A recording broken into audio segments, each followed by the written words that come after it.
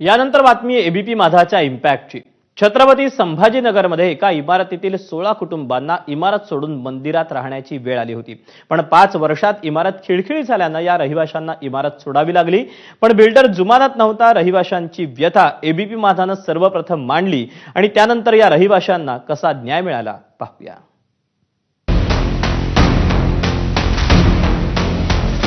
अवघ्या 5 वर्षांपूर्वीची छत्रपती संभाजीनगरच्या फारोळ्यातली ही इमारत।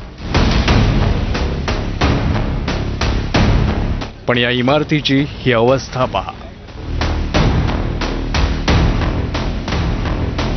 आणि आता ऐका या इमारतीतील रहिवाशांच्या व्यथा।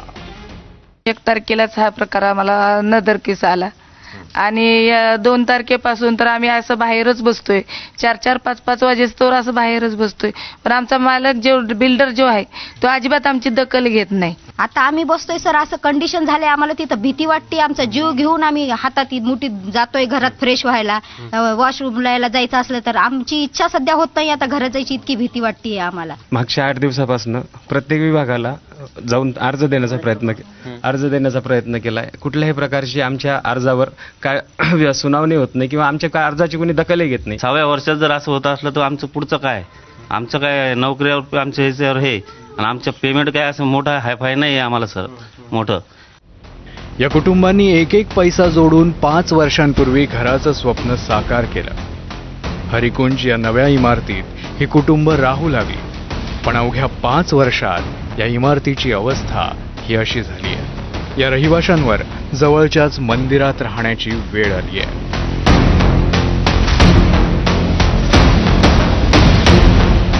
या सगळ्या प्रकारानंतर बिल्डरनं सुरुवातीला टाळाटाळ केली। मात्र एबीपी माझानं ही बातमी लावून धरली आणि बिल्डरनं फ्लॅट धारकांसमोर 2 प्रस्ताव ठेवले।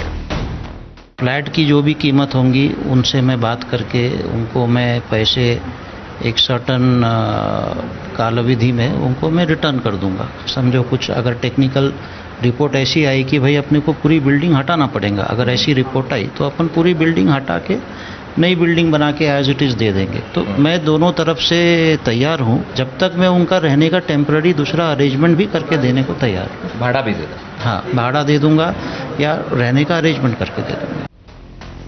संबंधित बिल्डरकडून बांधकाम अत्यंत निष्काळजीपणाने करण्यात आल्याचा आरोप या नागरिकांनी केला होता। पण नागरिकांनीही कोणतीही खातरजमा न करता हे फ्लॅट विकत घेतले आणि अवघ्या 5 वर्षातच या नागरिकांवर ही अशी वेळ ओढवली।